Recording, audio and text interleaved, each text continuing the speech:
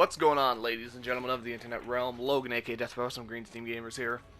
Back on Borderlands 3 with my very first build video for a new variation of Zane that I've been playing these past while.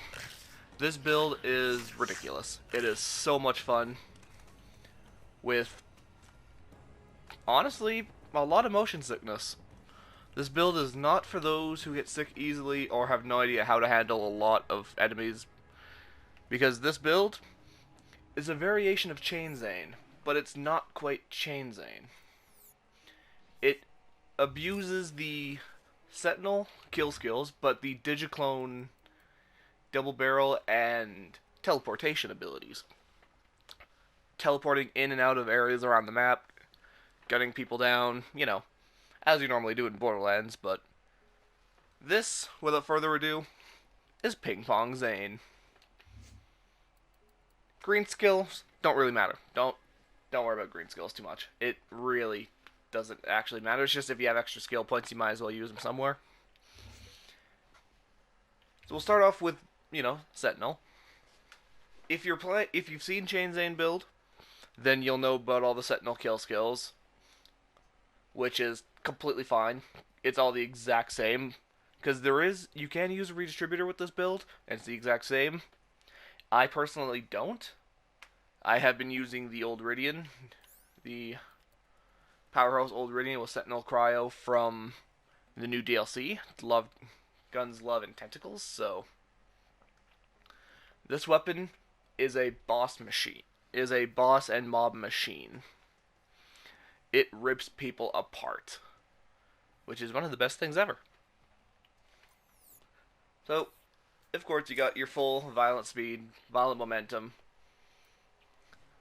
Drone delivery, I have a mix of drone delivery, fractal frags, and duct tape mod, which I'll explain why I use those when I get to the equipment.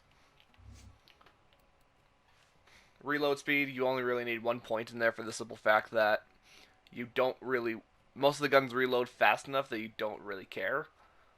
And having it stack, after getting a kill and it stacks twice, you have 12% reload speed, which is basically all you ever need anyways. Salvation, you definitely need more points in Salvation than a lot of things, because this build doesn't actually have a way to protect you. You don't have the barrier surrounding you at all times, so you're running around most times with absolutely no shield, or very little shield. So it's a very positive effect to have, gaining so much lifesteal, being able just to damage enemies and, you know, gain your health back. Death follows close. Yep, definitely need for extra duration and damage, basically. But that's about it. Violence, I only actually have 1 point. Here, actually, let me remove my Seeing Dead. Yes, we are currently using Seeing Dead, but I'm actually modifying this build and using it. That's not what I wanted to do, but okay. Using the new Zane build, Zane Conductor class mod, which is going to be pretty nice. I've barely seen any builds with that, and I want to get something going, so I don't have to use Seeing Dead. Well, 1 speed and violence for a little bit of fire rate, because the Lob doesn't exactly fire the fastest with its new nerf. It doesn't fire the fastest that you would hope. Playing dirty, I have max for the extra shot chance.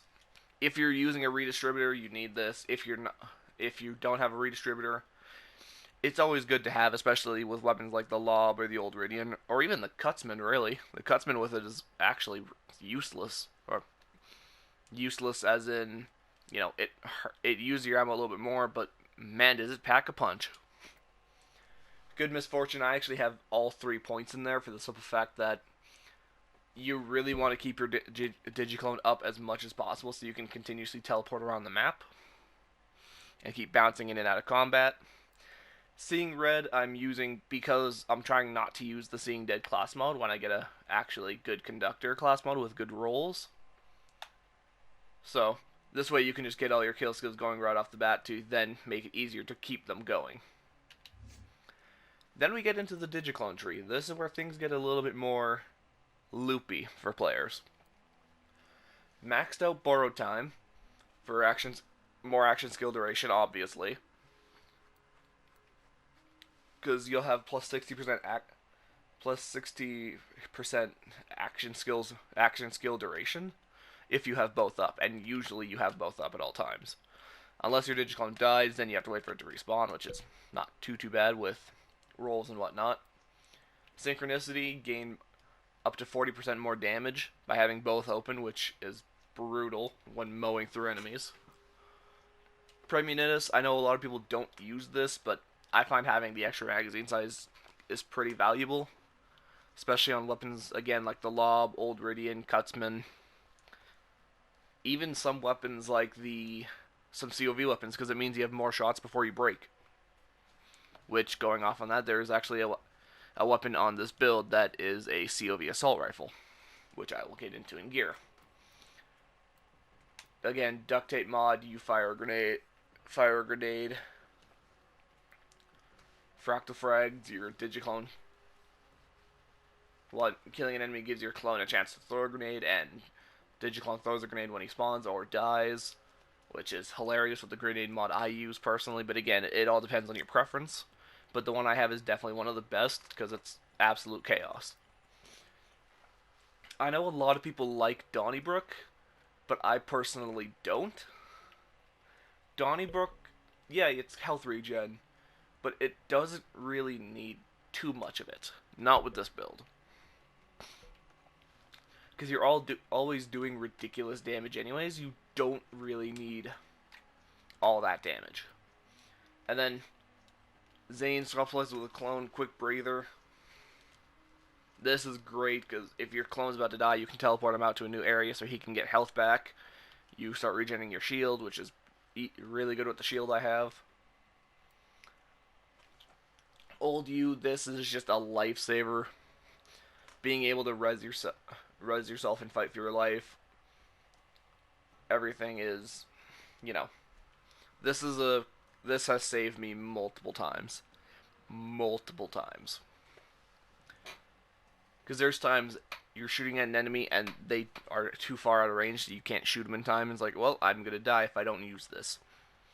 So you use it, get back up, your clone comes back in like 5 seconds, you're good to go.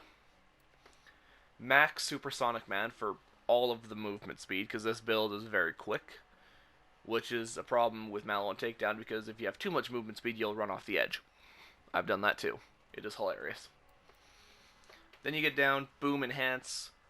This is ridiculous when you summon your Digiclone, and with the grenade mod I have, because it just gets absolutely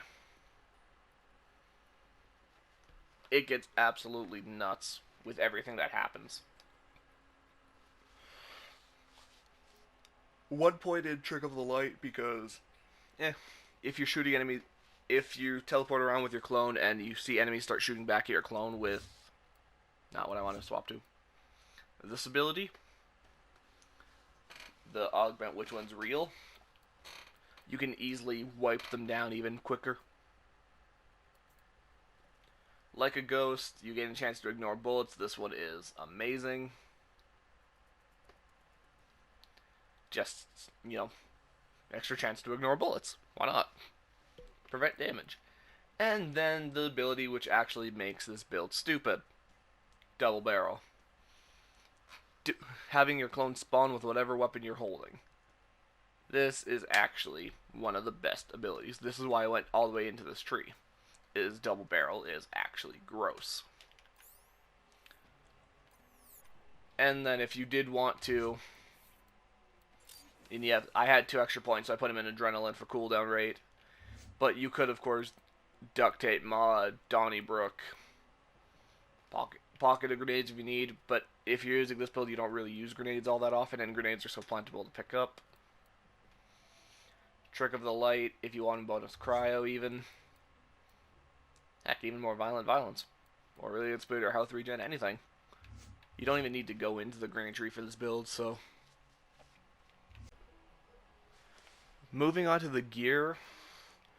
Currently running 2 lobs, but again, lobs vary. It's really the anointments you need.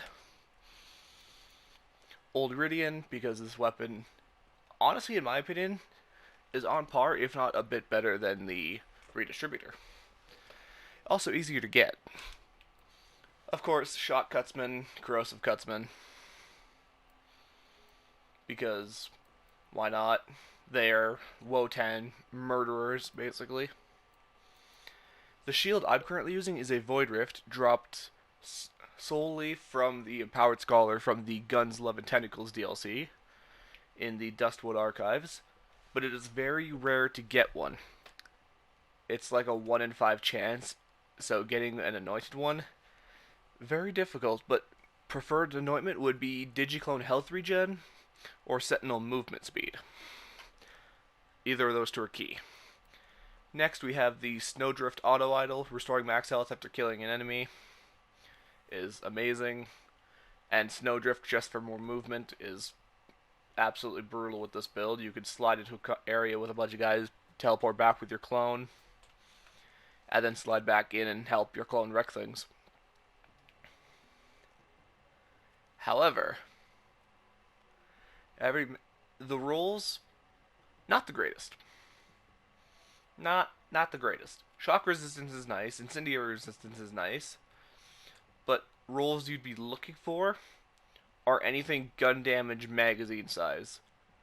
That way, the resistance doesn't really matter, because you're able to kill them before they can hurt you.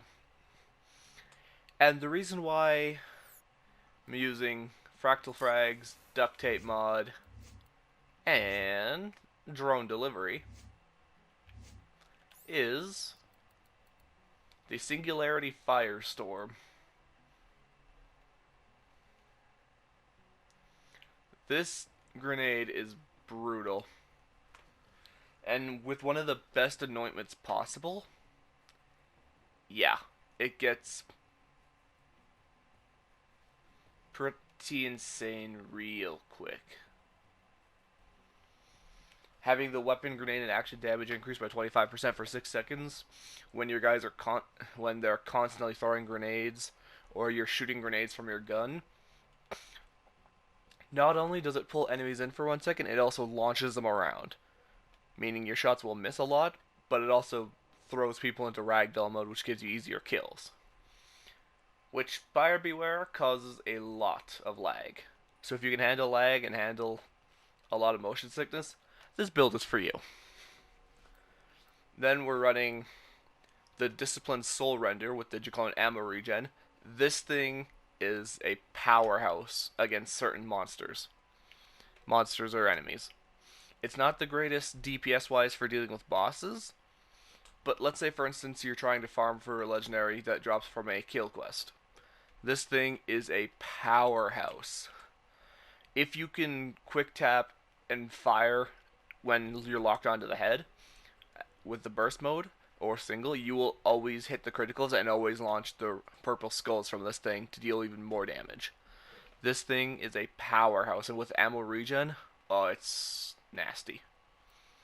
Of course, you guys know the Anarchy is now one of the best shotguns in the game. Personally, I don't like the Anarchy.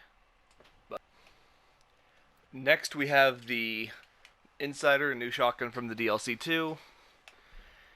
This weapon, if you can handle its recoil, packs a huge punch.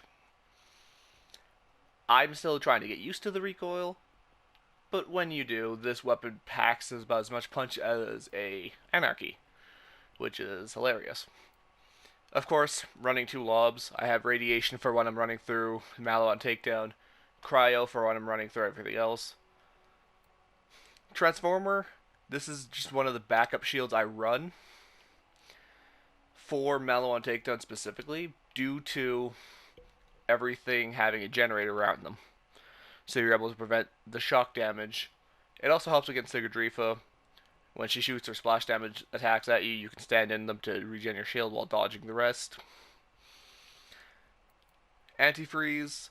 This is a class mod I'm using on this build, kind of bouncing around with it, because having the extra movements the extra movement speed, the extra weapon damage and damage reduction, plus the bonuses to violent momentum, violent violence, and supersonic man gives you even more movement and even more damage, which is great.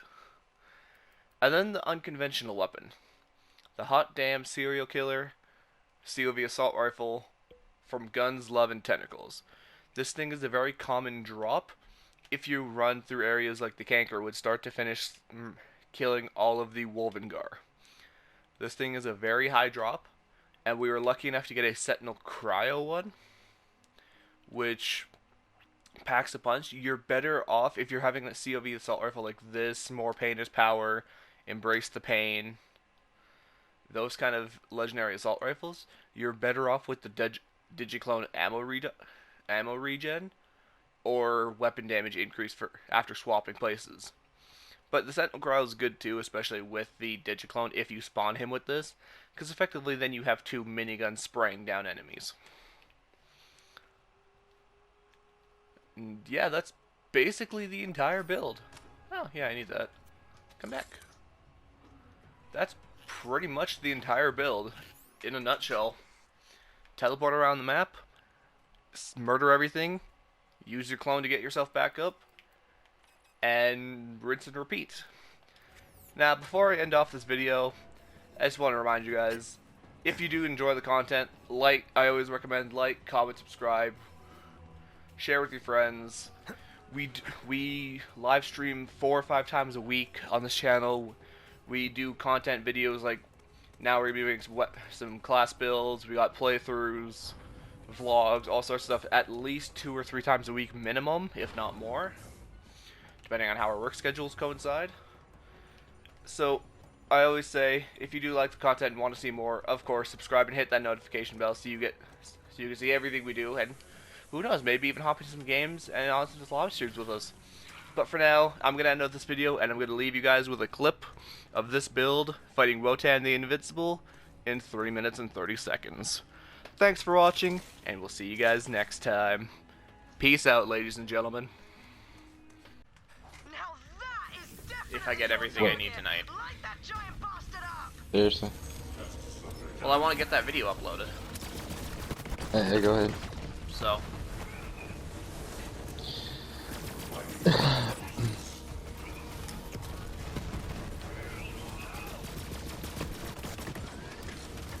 I'll be here. But I'm currently murdering the Das Wotan.